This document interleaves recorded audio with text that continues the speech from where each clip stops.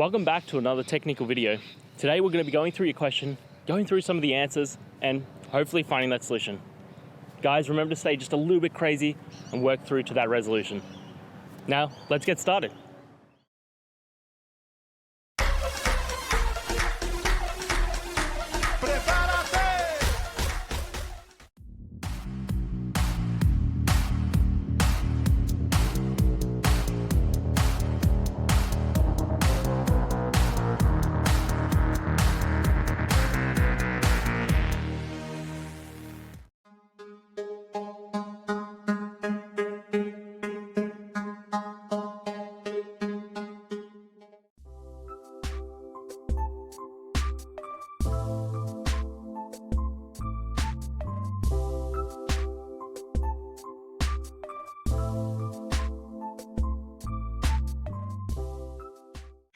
And that's it.